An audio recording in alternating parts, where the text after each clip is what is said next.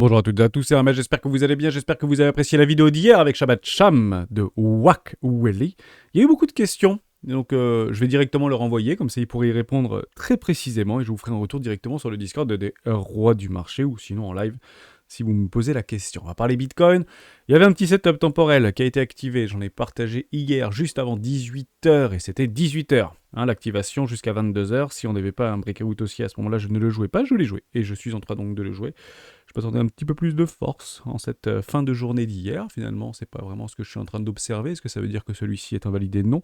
Maintenant que le trade est pris, on attendra tout simplement son invalidation. Pris par un stop. Je vais vous expliquer pourquoi c'était plutôt temporel. Il y avait déjà eu des fractales précédemment. Est-ce que c'est réellement différent? On va regarder où est-ce qu'on se situe actuellement sur le Bitcoin, s'il y a des choses à faire ou pas. Qu'est-ce qu'on est en train d'observer? Que fait le retail? Quelles sont les news? Que dit la technique? On en parle maintenant. Avant de commencer, je vous invite toujours à rejoindre le Discord des rois du marché. Vous trouverez le lien dans la description à l'intérieur, dans le forum documentation qui nous a été proposé par Joe. Ici, vous y trouvez une documentation qui s'appelle la stratégie des 4 rois. N'hésitez pas à l'utiliser, vous en appreniez, vous en inspirez pour vous aussi trouver votre propre style d'investissement, que ce soit sur le court, moyen, long terme, et quel que soit votre style d'investissement du trading. Le plus important, qu'est-ce que c'est? C'est qu'il n'y a aucun stress à avoir et aucune émotion, et c'est ce que ces stratégies essayent de vous partager. On va commencer tout de suite avec Bitcoin. On va revenir ici par rapport à ce tout petit setup. Pour ce tout petit setup, pourquoi 18h? Je vais vous rappeler tout ça. En fait, précédemment, on avait à peu près eu les mêmes choses juste là. C'était en fait toujours très proche au niveau des expirations des options par rapport à un max ping price. Et c'est exactement ce qui s'était passé en fait sur le mois de juin. Je ne sais pas si vous vous souvenez, et à chaque fois, c'est généralement sur les coups des 18h. Il faut absolument en fait que tous les acteurs de ce marché, tous les traders, soient en fait derrière leurs écrans. Généralement, alors, précédemment, c'est 23 heures où on s'est fait un décrochage total au niveau du Bitcoin. Donc pour décrocher de façon assez sévère, il faut très peu de personnes sur le marché. Mais si on veut que ça monte, il faut du monde sur le marché, bien évidemment. La plupart du temps, les gros dumps, c'est très proche en fait des ouvertures asiatiques. Et les gros pumps, c'est généralement très peu de temps après les ouvertures US. Vous pouvez regarder ça, c'est des formes de fractales. Et j'avais en fait cette fractale à 18h, donc je voulais vraiment le jouer. Si vous prenez la journée d'après, en fait, c'est exactement pareil. Cette explosion haussière. Si on peut partir ici, qu'on a eu la première journée, la deuxième journée, elle se trouve donc ici, donc le 19 et le 20, entre guillemets, c'est ici 18h et on a une accélération haussière. C'est donc ici le dernier jour avant d'invalider mon trade. Si ce soir à 18h, il n'y a pas une forte poussée haussière pour en fait initier une forme d'incitation à l'achat, et je reste ici dans une forme d'incitation à l'achat, je vais vous expliquer pourquoi dans cette vidéo. À ce moment-là, je solde mon trade, tout simplement, soit ici, soit un peu plus haut, soit un peu plus bas, soit break-even, peu importe, mais je solderai ce trade. J'en avais aussi un autre qui avait été partagé, je m'en suis d'ailleurs inspiré de pas mal d'entre vous, je vous lisais un petit peu, et effectivement avec Ishimoku Kinkuyo, ça passait assez simplement sur les 25 740 $, pour beaucoup d'entre vous. Je vais revenir par rapport à trading juste ici, donc ça a été partagé beaucoup plus haut. Je sais que vous êtes très nombreux, une partie de la communauté est très actif dans live trading, et honnêtement, il y a de très très belles choses, donc je l'avais partagé beaucoup plus haut, et puis j'ai vu que Mati, j'ai vu que pas mal en fait étaient en train d'essayer de prendre soit des longues, soit des TP au niveau de leur short, etc., sur les 25 750, 25 740, donc je me dis pourquoi pas s'en inspirer, et pourquoi pas en fait prendre vos prises de profit pour avoir un petit peu de... Parce que s'ils le font, c'est qu'en fait beaucoup le font. C'est important quand vous êtes dans le scalping, dans l'intraday, dans le day trading, c'est que vous soyez tous dans le même sens. C'est super important d'être tous dans le même sens. Il faut vraiment qu'une très grande majorité soit exactement dans le même sens pour que ça fonctionne. Puisque en fait, c'est vous, parce que je suis beaucoup moins trader, mais c'est plutôt vous qui donnez en fait ces volatilités de marché de court terme. Après, les breakouts, les invalidations, etc., c'est d'autres, généralement. Mais il faut bien attendre nos breakouts, nous, pour swing ou pour investisseurs. Et je vais vraiment vous expliquer tout ça. Aujourd'hui, je pense que c'est vraiment important d'en parler, puisque c'est vrai qu'on a des grandes phases de latéralisation et on a tendance, en fait, à se surexposer, à augmenter très fortement nos leviers. Et c'est clairement pas quelque chose qu'il faut faire. Donc, j'avais ces petits breakouts, j'avais expliqué tout ça, je ne sais plus trop où, et finalement, ça s'est parfaitement passé. Quelques minutes après 18h, on a eu ce petit breakout, donc il a été tout simplement pris. Formidable. Il y avait d'ailleurs un petit retour ici, très proche de la ligne de coup, c'était prenable, et ici également c'était prenable. D'ailleurs, sur Ishimoku Kinkoyo, il n'y avait pas trop de problème avec ça. Je passe en une heure. Vous aviez en fait ici Platkin June, ici SSA, SSB. Ici, si vous passez en 15 minutes, vous aviez également ce petit plat ici au niveau, je ne sais plus trop où, voilà, juste ici. C'était au niveau de cette SSB juste là, qui était en fait une confluence par rapport à deux time frames supérieurs et notamment à 4 heures. Et vous aviez en fait en weekly, me semble-t-il, ou voilà, également ici au niveau de Kenki June, ça a parfaitement été récupéré. Et en weekly, vous aviez votre King June. ici qui fait un magnifique en fait plat sur les 25 700 $, 25 740 $ en fonction des échangeurs dont vous êtes. Bon, grosso modo, c'était un play plutôt à prendre. Et ben on a laissé rentrer personne. C'est intéressant parce qu'il y aurait eu probablement du monde à très court terme pour aller chercher ce play-là. Mais finalement, on s'est vraiment arrêté à 25 801, je crois, ou 25 800, un truc comme ça. Et puis après, on est parti pour aller faire ces breakouts. Donc j'ai pris le suivant en fonction de mon plan. Bon, ça, au moins, vous l'avez. Il faut toujours se poser 3 questions quand on fait de la tradé ou quand on fait du scalping, juste avoir en fait une oreille pour essayer d'aller chercher ces petits breakouts. Sinon, on est plutôt range trader. Et à ce moment-là, beaucoup de range traders se sont fait stopper, bien évidemment. Pourquoi ? Parce que vous avez un range, haut de range ici, bas de range, dans un plus grand range, haut de range ici, bas de range.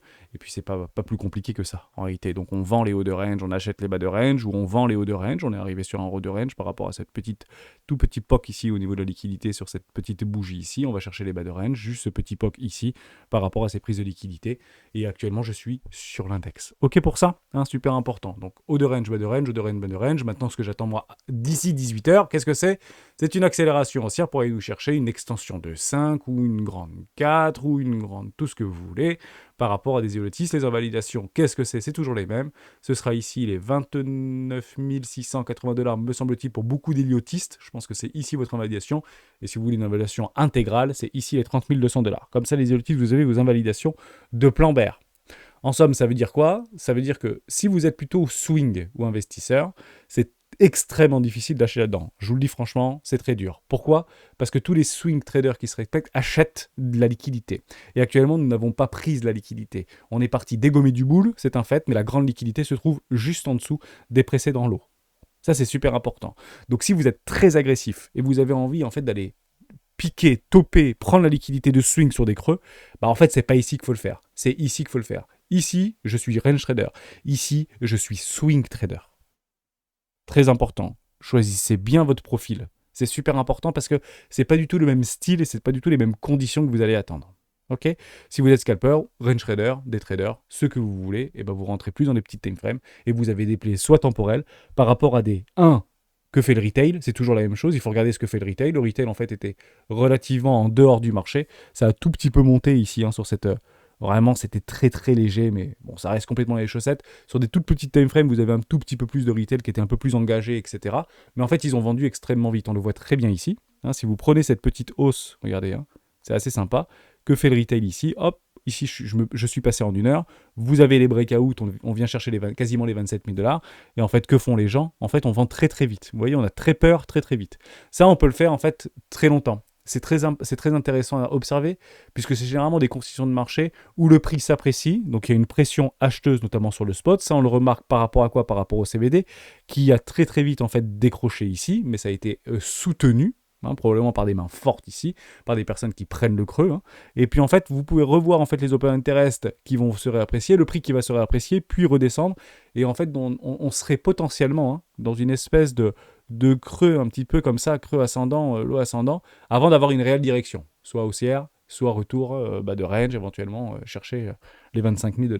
Pour aller breakout, que ce soit les 25 000 $ ou que ce soit les 32 000 $, il nous faudra une news catalysante. Je vous prends une première news catalysante.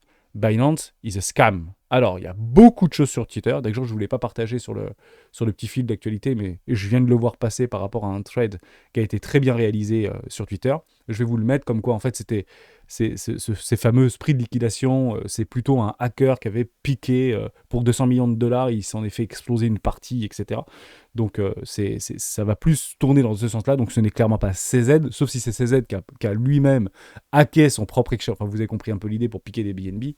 Donc, apparemment, ce serait un hacker qui a mis en collatéral pour près de 200 millions de $. Il s'est fait prendre une première partie à 212 ou 217 $. Il y en a une deuxième partie à 190 $. Il y en a une troisième partie à 70 $ pour se faire littéralement liquider. Alors, est-ce que CZ fait finalement liquider tout simplement ? Parce que lui, il peut probablement tenir jusqu'à 10 000 $ le Bitcoin sans gros problème. Je vous le dis en toute honnêteté, soit c'est lui, et à ce moment-là, on ne sait pas tout, et on se la prendra dans les dents. Et à ce moment-là, malheureusement, on ira chercher des précédents en lot. Donc soit tout décroche, et à ce moment-là, il faudra vraiment une news catalysante, mais véritable et vérifiable. Je vous invite à aller regarder du côté de, je crois que c'est Coindesk, qui avait en fait livré les premiers éléments au niveau d'Alameda. Ça veut dire que ce média, aujourd'hui, est relativement suivi par beaucoup de gros portefeuilles, Et il faut plutôt regarder de ce côté-là. Donc mettez peut-être des alertes du côté de CoinDesk. Il me semble que c'est CoinDesk qui avait... vous me le direz dans les commentaires si je me trompe. J'ai quasiment cette idée-là. Je pense que je ne me trompe pas. Mais si de ce côté-là, il n'y a pas de gros paplards sur Binance, sur CZ, etc., et ben en fait, vous voyez que le marché ne réagit pas, ou réagit plutôt sur le FUD, et puis c'est plutôt acheteur, puisque BNB rebondit jusqu'à preuve du contraire. Donc ça, j'ai un peu dévié, mais que fait le retail? Mais actuellement, le retail, il est plutôt en dehors. Il n'y croit pas trop à cette remontée. Deux, quelles sont les news? Et la news, on en a eu une sacrée news, pour être tout à fait honnête. On a en face eu, jusqu'à preuve du contraire, et si celui-ci est validé, est affirmé, si cela est vrai, il a fallu moins de 24 heures à la planète crypto pour remonter à la source Bitcoin, n'est pas une planque, c'est un livre ouvert accessible à tous. Il semblerait que ce soit Robinhood qui a acheté pour 3 milliards de dollars de Bitcoin depuis 2 mois. What the... Wow, 3 milliards de dollars. Bon déjà, première chose à comprendre par rapport à ça, c'est que s'il y a 3 milliards de dollars qui ont été injectés sur Bitcoin, depuis grosso modo 2 mois. Bon, on est là-dedans, quoi. On est à peu près là. C'est ça, en fait, la news. Ici, jusque-là. Bon, Bitcoin, grosso modo, n'a strictement rien fait. Si vous achetez, vous avez une pression acheteuse de 3 milliards de dollars et que le prix, en fait, ne bouge pas, c'est qu'il y a beaucoup de personnes qui doivent vendre aussi pour 3 milliards de dollars. Comprenez-le ou non, mais c'est clairement comme ça que ça se passe. Bon.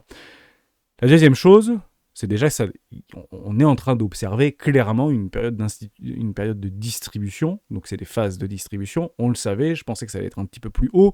Ça peut encore aller faire des plus hauts, mais à ce moment-là, ce serait des invalidations de plan bear sur du court terme.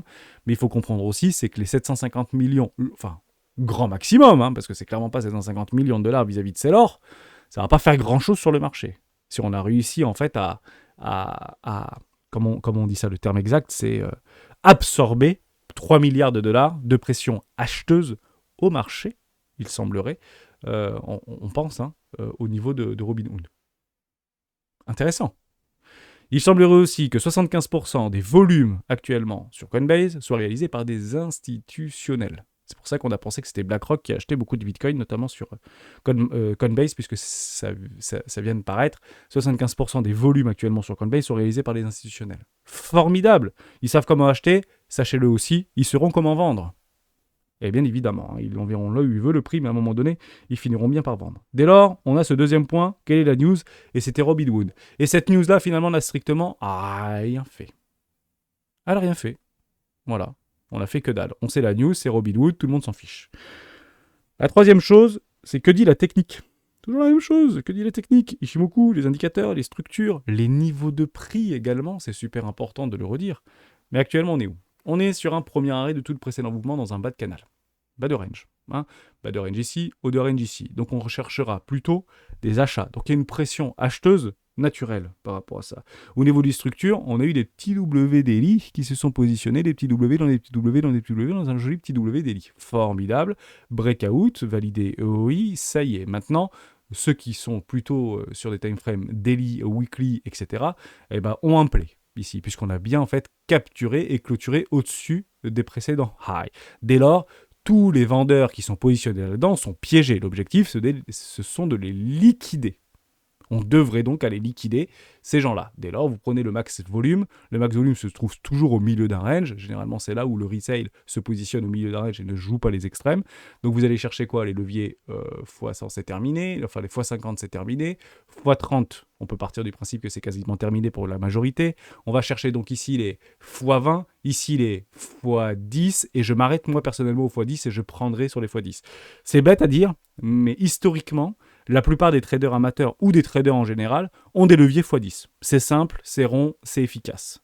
Et vous allez reprendre en fait historiquement sur des time frames, notamment en 4 heures, où on vient souvent chercher en fait ces fameux x10. Et c'est pour ça qu'on a tendance à dire j'avais un short là-dedans, je me libère relativement haut, bam, on vient me chercher mon stop et on retrace à la baisse. Bah oui, parce qu'en fait, il n'y a aucune invalidation de plan bear, notamment pour les héliotistes, notamment pour Ichimoku Kinkoyo. Je crois qu'Ichimoku Kinkoyo, c'est au-dessus des 29 600 dollars également, ou 30 000 dollars, je ne sais plus combien c'était, je nous l'avais dit. Regardez par rapport à ça sur le Discord. Donc on attendra donc ces invalidations avant que les swing traders, ou les traders de breakout, puissent avoir la fameuse émotion, puis l'acceptation, et eux prennent l'accélération au niveau des traders de breakout. Comprenez-le comme ça. C'est super important. Donc on a exactement tout ce qu'on veut. entre guillemets, sous les yeux, et je l'ai joué donc comme ça. Dernière chose, c'est au niveau de ma boussole. Je suis cette boussole. Et cette boussole, c'est toujours la même. Ce sont les options. Et je voulais que ces options, en fait, soient 48 heures avant, donc vendredi, 48 heures avant, donc mercredi, soient exécutées. Ça veut dire que si dans les 48 heures, ou à la fin des 48 heures, on n'a pas retrouvé les 28 000, 28 500, 29 000 $, pour moi, ça risque de ne pas arriver. Hein, c'est vraiment, on peut le dire aujourd'hui dernier délai, mais honnêtement j'y crois de moins en moins maintenant. Puisqu'on a consommé la news au niveau de Robinhood, on a vu que le retail n'était pas trop positionné, donc on peut continuer doucement mais sûrement à grappiller, et on vient en fait de retourner quasiment d'un revers de main au niveau de cette boussole des options. Pour l'instant on n'y est pas. Tout peut arriver, je garde mon plan puisque j'ai décidé de le prendre. Maintenant j'aurais préféré avoir l'ouverture au niveau asiatique pour aller me chercher mes objectifs à 28, juste en dessous des 28 000 $ pour que je puisse sortir. Actuellement j'y suis plus, et il faut comprendre par rapport à ce que je vous dis, c'est peut-être pas très cool pour les boules, mais on est donc bien ici dans une forme d'incitation à l'achat. Parce que généralement, quand on se prend une grosse cartouche derrière la tête, on passe très rapidement boule très court terme. On passe boule très court terme. Pourquoi ? Parce qu'il est normal que des vendeurs ici à découvert prennent des profits. Les premiers TP sont pris ici. On l'avait dit il y a quelques jours en arrière. Regardez ça. Sur des ratios généralement de 1 pour 1. Je vais aller sur une charte peut-être un tout petit peu plus belle. Voilà, juste ici. Ratio de 1 pour 1. Et je vous avais dit, est-ce que c'est intéressant ou pas de prendre ce breakout ? Vous faites un ratio de 1 pour 1, vous prendrez vos profits au ratio de 1 pour 1 exactement. Incroyable. Où est-ce qu'on vient en fait à chercher ce ratio de 1 pour 1 ? Où est-ce qu'on travaille pour les petites mèches et qu'on vient chercher là ? Sur un ratio de 1 pour 1. Dès lors, les premiers TP court-termistes de personnes qui ont joué ce breakout, enfin qui ont anticipé ce breakout à la baisse, ici au sud, ont fait des ratios de 1 pour 1. Il est donc normal pour eux d'aller chercher les premiers TP. Les premiers TP sont toujours pris sur des ratios de 1 pour 1. C'est pas une consigne, c'est pas une loi, c'est une fractale. C'est quelque chose qui se répète dans le temps. C'est très simple en fait. Allons au bon sens et au plus simple. Un ratio de 1 pour 1, c'est relativement simple. Premier TP. Deuxième TP, c'est quoi ? C'est plus bas, voire beaucoup plus bas. On peut aller chercher pourquoi pas une zone de rechargement d'achat long terme ici sur les 0,618 avec un ratio de 2 pour 1, également utilisable. Et puis vous avez en fait d'après des ratios beaucoup plus hauts avec des 4 pour 1, des 3 pour 1, etc. pour aller chercher les exit liquidity au niveau des ETF notamment qui se sont positionnés sur le BitX, sur des leviers x2 directement pris sur un ETF pour arriver quasiment à 100% de liquidation sur leur trade, tout simplement. Il faut bien le comprendre comme ça. Est-ce qu'on va y aller demain ? Est-ce qu'on va y aller après-demain ? Non, il faut une news catalysante. Et actuellement, il n'y a pas de news catalysante. C'est pour ça qu'on n'a pas breaké au nord. ETF accepté, il n'y a pas de problème. YOLO, Gary Gensler démissionne. Ça, vous avez vos breakouts haussiers. Je pense que ça aurait pu être en tout cas un bon catalyseur. Et ici, vous n'avez pas vos breakouts à la baisse. Pourquoi ? Parce que Binance est toujours là, parce que probablement du FUD, parce que actuellement Gary Gensler est en vacances. Formidable. Donc, qu'est-ce qu'on fait d'ici là ? On range. Ça ne veut pas dire qu'on ne peut pas prendre des plays dans les ranges. Dès lors, pourquoi je prends des longues plutôt que des shorts ? Puisque je suis toujours les flux. Ça, c'est mon style. Ça, c'est ma mécanique. Tant que je ne suis pas techniquement baissier sur des time frames, notamment weekly, je garde en fait moi des longues. Tout simplement. Par contre, si on vient clôturer la fin de la semaine en dessous des 28 500 $, ça m'embête. Si on vient clôturer le mois au-dessous des 28 500 $, eh ben, ça m'embête aussi parce que vous aurez une pattern sur des time frames importantes qui proposeront une forme d'Emery Start, de retournement de tendance moyen terme, tout simplement. Donc j'aimerais vraiment qu'on clôture le mois au-dessus des 28 500 $. Ça, vous le savez. Voilà, j'ai pas plus de choses à vous dire. J'espère réellement que je vous ai aidé par rapport à ça. Si ça vous intéresse d'aller un petit peu plus loin sur ces techniques, pas forcément psychologiques, au niveau du day trading, etc. Trading Bitcoin, honnêtement, super intéressant. Ça discute beaucoup. C'est très actif sur ce salon-là. Et vous avez aussi au niveau des WSOT qui se finissent bientôt. Bravo d'ailleurs Serendipity, qui est plutôt actif par rapport à ce WSOT et qui fait des très bons plays. Je crois que tu t'es fait, ceci dit, sortir, il me semble, sur un short. Mais aucun problème, en fait. Hein. Je crois que vous êtes sur du 7 pour 8 ou 7 pour 9 en termes de réussite. Bravo à vous, bravo pour ça. J'ai pris plaisir à vous lire hier dans l'après-midi. Pourquoi ? Alors, je vous donne la finalité du truc. Vous avez été surpris que je vienne discuter avec vous. Oui, c'est vrai que j'étais un petit peu contrarié par rapport à ce qui se passait et que je me rappelais en fait de ce type de situation et que c'était plutôt haussière pour avoir des respirations de marché ou des rebonds dans une tendance court terme baissière. On ne peut pas forcément parler de tendance, mais voilà, dans des rebonds, enfin dans des hauts et des bas toujours plus bas que les précédents. Parce qu'on attend. C'est super pénible en fait. Vous êtes là-dedans, vous attendez des heures. Parce que moi, je prends mes confirmations 4 heures. C'est quand même long à voir. Alors que je l'ai vu le truc, moi j'étais là-dedans. Donc je suis derrière mon écran, il est exactement, je sais pas, il était 14h10. Je viens sur le Discord. Et puis jusqu'à 18h, bah, on attend. Vous imaginez le temps en fait que ça prend? Alors oui, si vous passez en 15 minutes ou 5 minutes, il y en a beaucoup qui traitent en 5 minutes, c'est beaucoup moins long. Mais c'est aussi pas du tout les mêmes dynamiques, pas du tout les mêmes mécaniques et pas du tout les mêmes profils. Moi, je suis plutôt des traders sur voilà, une grosse journée. Si j'ai mon play, je le prends. Je l'ai eu, je l'ai vu, je l'ai pris. Ça veut même pas dire qu'il soit gagnant. Mais vous imaginez les montants qu'il faut mettre pour que ce soit rentable sur un mois si vous voulez remplacer une rémunération? C'est des trades à 50 000, des trades à 60 000 dollars, avec un stop avec un risque à 500, 600, 700 dollars, pour arriver en fait à remplacer sur un 50% ou de win rate ou du 40% de win trade ou 30% de win trade, les montants sont très très importants. Et il faut du recul, il faut de l'expérience, etc.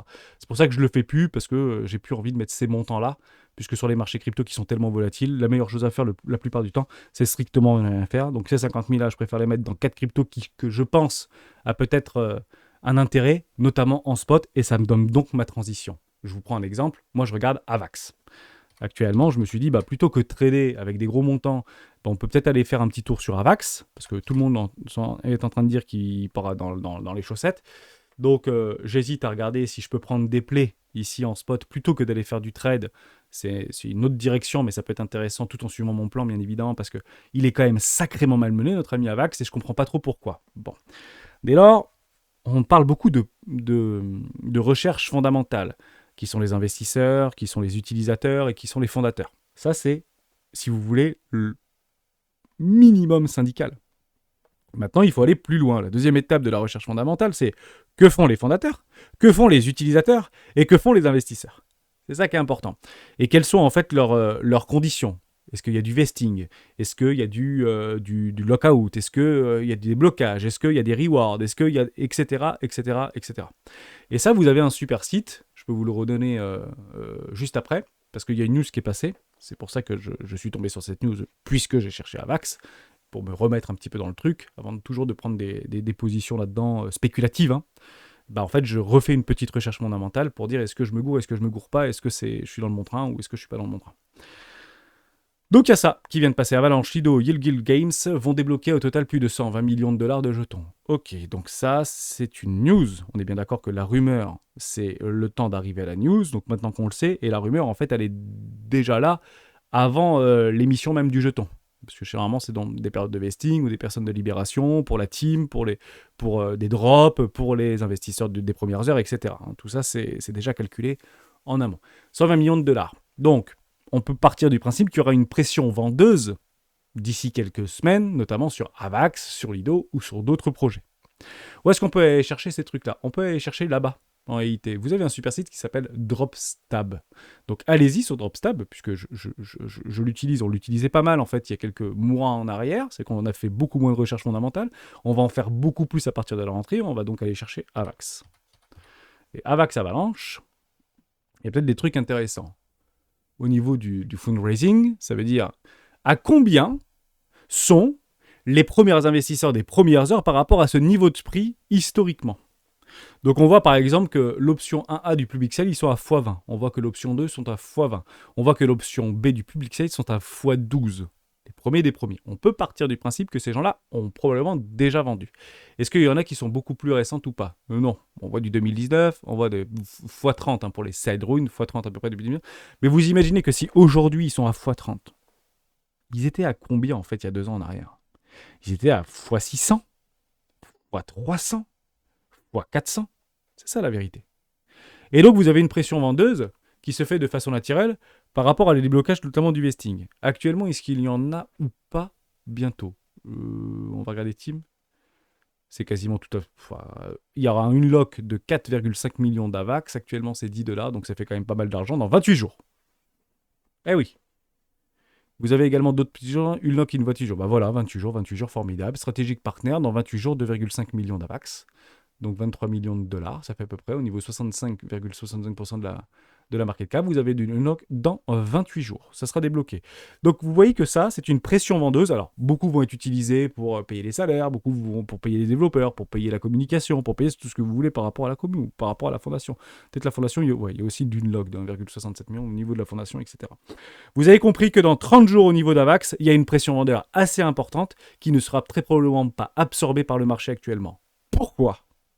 Parce que le prix d'un actif est toujours la même chose, la rencontre entre l'offre et la demande. Vous comprenez bien que lors de l'unlock, d'ici une trentaine de jours, il y aura une pression vendeuse anormalement élevée s'ils décident de vendre sur ces niveaux de valorisation. On revient par rapport à la fondation, on revient par rapport à la team, on revient par rapport aux stratégies partners. Ici, en réalité, ces mecs-là, ils sont à x10, x20, x30. Donc pensez naïvement que non, on ne peut plus vendre ici parce qu'en réalité, on a déjà perdu 94,7% depuis les nouveaux ETH, mais les mecs qui vont se faire unlocker, ils étaient là-dedans, eux. Ils étaient en 2020. Ils sont encore à x20. Vous avez mis 10 000 balles, vous avez 200 000 balles. Pression vendeuse supplémentaire. Et généralement, ces pressions vendeuses sont pricées par le marché. Et elles sont souvent aussi utilisées pour des gros portefeuilles pour venir capturer la liquidité. Dès lors, il y a très longtemps, j'avais mis ce qu'on appelle un pending exécution en dessous des lots ici, avec potentiellement des stops peut-être de longue en levier x 1,5, en levier x 1,2, en levier x 1,81, avec des stops à break-even probablement parce que ça coûte quand même cher de tenir des longues aussi longtemps. Pour aller chercher cette poche de liquidité, je réinvestirai donc du AVAX sur un pending exécution ici, sur un investissement 3, d'ici 28 jours, lorsque ça unlocké. Intéressant. On se met une petite alerte dans 28 jours et on regarde ce qui se passe. Vous avez toutes les cryptos sur ce site internet. Je vous invite très fortement à aller voir. Je vous prends l'exemple de SUI. SUI, on en avait beaucoup parlé. Beaucoup de détracteurs, beaucoup de machins. C'est un truc qui a levé 300 millions de dollars, etc. Ouais, mais aujourd'hui, SUI est actuellement en train de latéraliser sur des points bas. Où ça, très exactement, sur les 0,5 dollars. Pourquoi 0,5 dollars et ça rebondit fort. SUI a pris hier, enfin c'est assez impressionnant ce qu'il a pris hier, SUI. Hein. Ouais, il a pris 17% hier ou 18% hier. Mais pourquoi ça rebondit exactement ici, là ? Pourquoi ça rebondit sur les 0,50 ? Pourquoi pas les 0,10, les 0,5 ? Parce qu'on le sait qu'il y a beaucoup en fait qui ont acheté au niveau de l'ICO, au niveau de l'IDEO, au niveau du Launchpad pour 10 centimes, 20 centimes, beaucoup d'échangeurs sur ces niveaux de prix. Donc il peut aller à 10 centimes pour aller commencer à titiller un tout petit peu les Wilds là-bas, ou ces aides, si on veut le titiller, il faut aller à 10 centimes à peu près. Ouais. Mais ils avaient fait une énorme levée de fonds, je ne sais pas si vous vous souvenez, l'énorme levée de fonds qu'ils avaient faite, c'était 300 millions de dollars me semble-t-il, c'était ici en série B, Raise Fund 300 millions de dollars, token 600 millions de tokens, 0,50 centimes au niveau du price. Bon, je suis d'accord, c'est FTX Venture. Mais vous avez compris l'idée. On est sur ces niveaux de prix ici.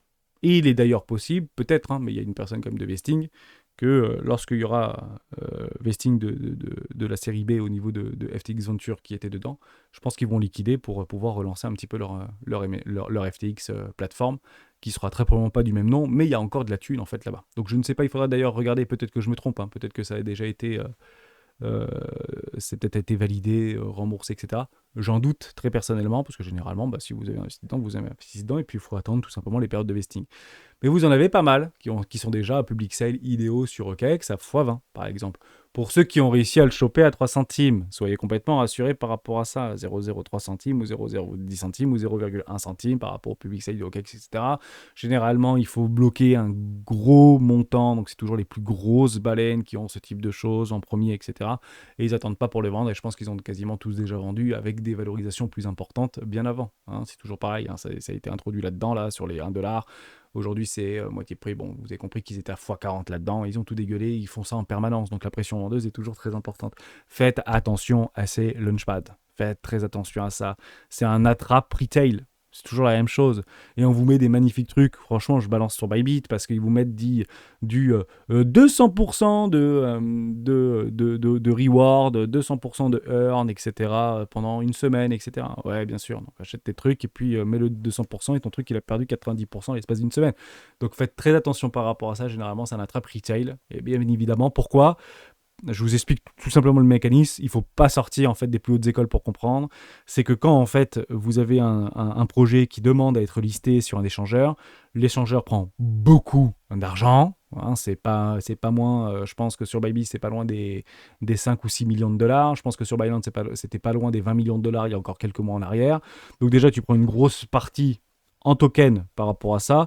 avec plus ou moins de tokens qui ont été bloqués pendant un certain temps. Généralement, ils sont bloqués, mais c'est quand même 20 millions de dollars qu'on te file en tokens comme ça. C'est juste pour pouvoir être listé.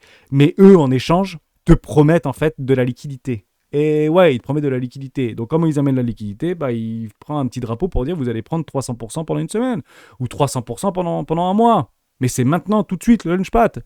Prends la liquidité. Bah, bien évidemment, pour attendre que les gros puissent en fait tout simplement sortir.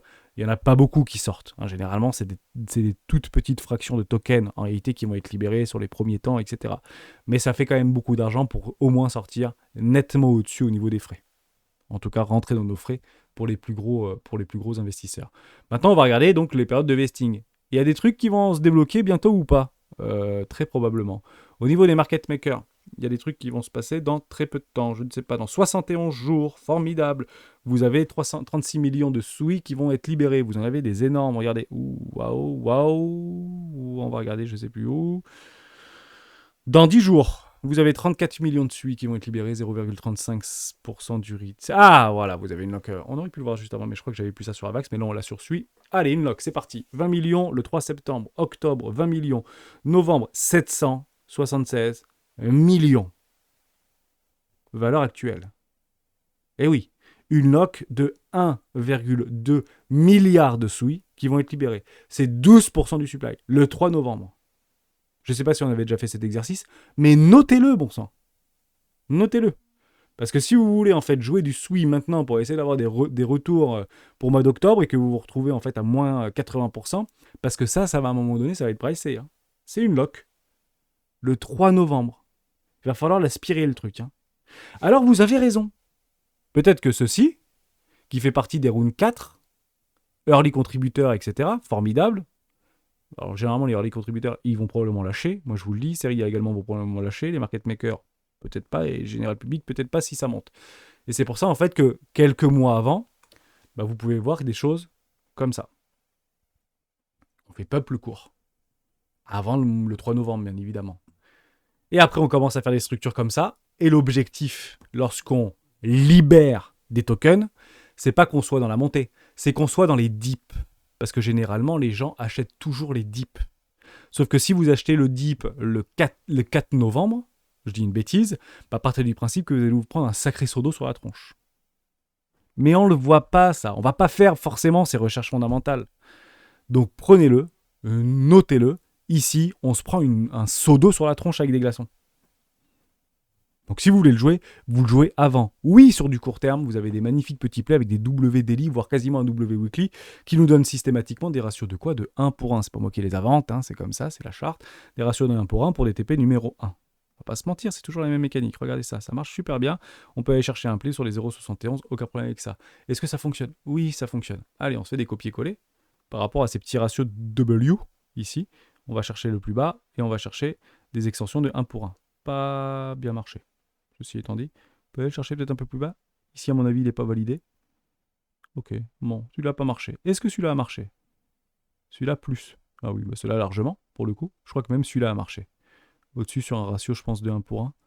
Je l'aurais pris... Bon, on l'aurait pris très très bas, celui-là. Ce petit double... Bon, vous avez compris que celui-là a plutôt bien marché. Voilà, formidable, ratio de 1 pour 1. Ici, celui-ci n'est pas un W. Ici, c'est un W. On attend ce ratio de 1 pour 1. Ensuite, on attendrait quoi pour pouvoir réinvestir? Attendez la mort! Attendez que les mecs qui sont actuellement à 50 centimes, même s'ils vont pas trop pouvoir bouger, hein, pour le coup, mais qu'ils se fassent déborder, quoi. Voilà, un truc comme ça. Et puis après, on va peut-être aller chercher beaucoup plus bas une forme de latéralisation quand toute la pression en fait vendeuse de une lock aura été faite. Et nous, on achètera quoi? Des magnifiques structures en W weekly. Voilà. Sinon, il se passe quoi? Mais Hermès, tu dis n'importe quoi, ça pump, etc. Oui, mais on va se remettre sur XRP, sur une super news. C'est pas du tout la même rengaine. Mais c'est jamais différent en termes de psychologie, si vous voulez. Et on vient chercher en fait des premiers arrêts. Prenez des TP sur des premiers arrêts, pensez-y bien évidemment. Et puis derrière, on ira rechercher très probablement, moi personnellement, là-dessous, là, sous les 30. Voilà, 30 centimes, je commence à mettre un play. Ah ouais, on achète le dip. On achète le dip. On achète le dip. On achète le dip. J'achète le dip, personnellement. Sur quoi? Sur des petites structures, sur des petits timeframes, notamment en daily. Voilà, là je suis d'accord pour remettre de l'investissement. Généralement du profit qui a été pris allègrement précédemment, et que j'ai encore. bah, je rachèterai ici du XRP parce qu'il y a de grandes chances en fait qu'ils gagnent leur procès. Voilà. Mais ça ne veut pas dire que c'est maintenant qu'il faut le jouer. Enfin, on peut acheter là-dedans du XRP, ça pose aucun problème, on est en discount, etc. Mais je vais vraiment aller chercher, moi, les extrêmes. Les swing traders prennent les poches de liquidité. Première poche de liquidité, une autre poche de liquidité, une autre poche de liquidité, une énorme poche de liquidité, sauf que là, ça casserait les structures quasiment, et on est déjà allé chercher en fait les énormes poches de liquidité précédentes, et on a fait le déséquilibre qui est juste là. Donc honnêtement, je repars un tout petit peu en arrière et je finirai là-dessus. Oui, j'achèterai très probablement là-dedans. Investissement 1, investissement 2, moins 50%. Et sinon, investissement 3 sur une même structure, parce que si j'ai décide d'y aller, j'y vais à fond. Dans tout ce que je fais, je le fais à fond. Je finis juste, et j'ai un petit peu parlé. Nvidia explose ses prévisions et celles du marché. 6,2 milliards de bénéfices nets. Alors, c'est pas sur le quarter, hein, c'est cumulé. D'accord. Donc faites attention, donc plus 844%. Oh oui, c'est la réalité. Il explose le chiffre d'affaires également. Et honnêtement, c'est génial. Et ça, on a eu aussi une news catalysante. Et c'est ce que j'ai partagé dans le Discord des droits du marché hier. Pourquoi c'était le bon play hier pour essayer de prendre des longues sur Bitcoin, pour essayer un peu titiller le secteur tech? C'est parce qu'il y avait tous les oiseaux qui étaient derrière Nvidia pour attendre la clôture des résultats de post-clôture. Donc tout le monde était en train d'attendre pour voir ce que Nvidia faisait, est-ce que ça pump, est-ce que ça pump pas. Les résultats sont géniaux, donc bravo. Donc il y avait donc de façon cohérente beaucoup d'acteurs sur le marché, et pas des petits, en tout cas pas que des petits. Et ça a fait un super résultat. Effectivement, je suis très surpris, 2,7 milliards de dollars de bénéfices, c'est incroyable.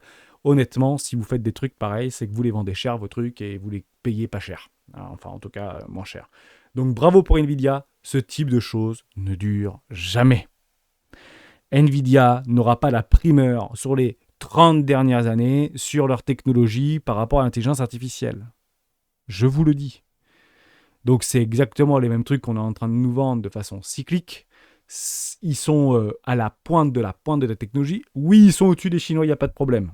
Hein, ils sont largement au-dessus des Chinois. D'ailleurs, on a appris que Huawei était en train, en secret, de construire des usines de dernière innovation, technologie, dernier cri, le nec plus ultra des semi-conducteurs, actuellement cachés en Chine, parce que c'est complètement je vous le dis franchement, et on avait déjà beaucoup parlé sur les semi-conducteurs, c'est de la sécurité nationale, clairement. Donc je comprends pourquoi il n'y a pas beaucoup d'informations à ce sujet. Mais en tout cas, Nvidia a pris une sacrée longueur d'avance. On est très content pour eux. J'espère qu'ils la garderont. Ça part en parabole. Ça part donc en une forme de bulle. Le marché peut rester plus longtemps irrationnel que vous ne pouvez rester solvable. Attendez donc des structures de retournement. Vous venez d'avoir l'invalidation de votre structure de retournement potentielle sur des magnifiques M-top complètement invalidés. Par quoi un nouveau sommet. L'ouverture, c'est ici à 510 $. Tout simplement. Merci à tous. Donc, continuation haussière. Aucun signe de top actuellement sur Nvidia. Ne shortez pas cela. Ne shortez pas cela. S'il vous plaît, c'est très important parce que c'est le feu là-bas. Donc, shortez là où c'est la mort plutôt que d'aller shorter là où c'est le feu. Eh oui, bien évidemment. C'est comme pour acheter. Achetez pas où c'est le feu, achetez là où c'est la mort, généralement. Et on ira dégommer les vendeurs à découvert qui se sont positionnés allègrement et encore actuellement sur nos crypto-monnaies préférées. Ce qui pourrait éventuellement arriver dans les prochains jours, donc avant la fin du mois, c'est que si Bitcoin ne fait strictement plus rien, c'est que les altcoins se redressent. Donc il y a peut-être des plays à prendre sur les altcoins, mais allez faire cette petite recherche fondamentale, si ce sont des petites cryptos qui sont récemment listées par rapport à ces périodes de unlock, etc., parce qu'il y a de la pression vendeuse, et malheureusement, la pression vendeuse sera prépondérante par rapport à la pression acheteuse, puisqu'il n'y a plus personne sur ce marché. On est très peu sur ce marché. Donc on ne vend pas réellement quand il n'y a personne sur un marché. Par contre, prendre des profits sur Nvidia, c'est complètement délirant. Je vous le dis franchement, prendre des profits sur Apple, des petits TP par-ci par-là, c'est pas complètement délirant sur la découverte de prix. On sait que rien ne monte jusqu'au ciel. Merci à tous et à tous d'avoir suivi cette vidéo jusqu'au bout. On se retrouve demain dans le live des rois du Bitcoin.